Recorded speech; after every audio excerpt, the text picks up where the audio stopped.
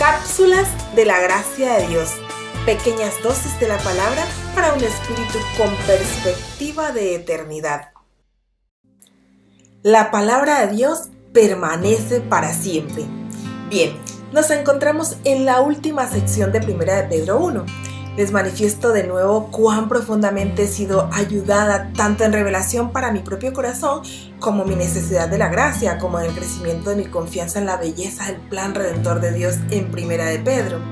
Pedro encierra una tremenda cantidad de contenido evangélico en estos 25 versículos del capítulo 1 y el resto de 1 de Pedro se limita a decir, bien, ¿cómo aplico este contenido evangélico en el contexto del mundo en el que vivo?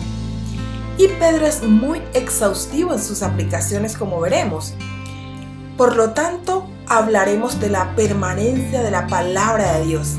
Permítame continuar leyendo en versos 24 y 25. Dice, porque toda carne es como hierba y toda la gloria del hombre como la flor de la hierba. La hierba se seca y la flor se cae, mas la palabra del Señor permanece para siempre. Y esta es la palabra que por el Evangelio os ha sido anunciada. Amén. Todos sabemos que algunos consejos, algunas recomendaciones pasan de moda, ya no se aplican como antes. De hecho, no sé si alguna vez lo habéis visto o leído, pero de vez en cuando aparece un artículo en internet con algunas leyes antiguas de la ciudad que todavía están en libros. Hay leyes curiosísimas que ya no existen ni tienen ningún sentido y que en un momento dado fueron importantes, pero ahora ya no. Pero Pedro quiere que sepamos que esto no se aplica, no es cierto de la palabra de Dios. La palabra de Dios es eterna, lo podemos confirmar en Salmos 119, en los versos del 89 al 113.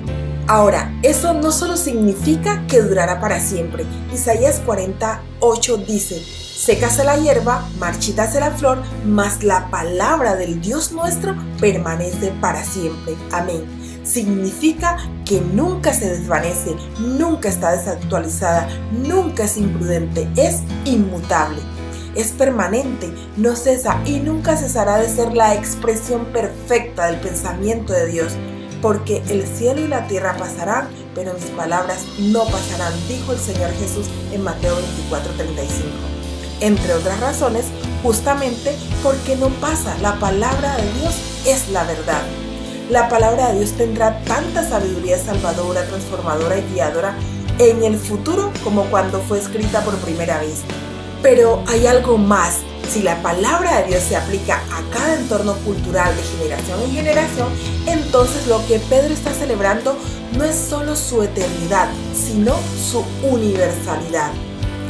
¿Lo habéis notado? Es increíble. No existe una cultura donde la palabra de Dios no se pueda aplicar.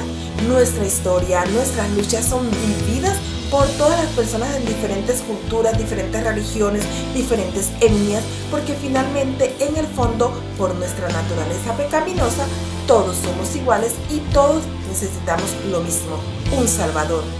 Nuestra confianza en la palabra de Dios es que cuando la acogemos sabemos que a quien vayamos con ella, donde quiera que vayamos, tenga la edad que tenga, sea joven o adulto, esté en la cultura que esté, esta palabra siempre se aplicará. Y en el corazón de esa palabra está la buena noticia de la salvación en Jesucristo.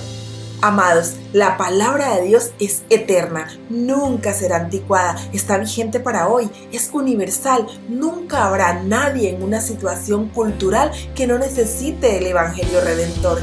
Ese es el corazón de la palabra de Dios, es eterna y esa es la mejor de las noticias. Disfrutemos y deleitémonos en la verdad de la palabra, testifiquemos a otros de la gran noticia que contiene el mensaje de salvación. Cómo Dios nos muestra su amor y decide en su Hijo Jesucristo rescatarnos para vida eterna mientras permanecemos por andeo, es decir, delante del rostro de Dios. Dios nos bendiga. ¡Feliz día! Deseamos que este contenido haya sido de edificación para ti. Te invitamos a que nos dejes un like y también agradecemos que te suscribas al canal si aún no lo has hecho. Que la gracia del Señor Jesucristo sea siempre con nosotros. Amén.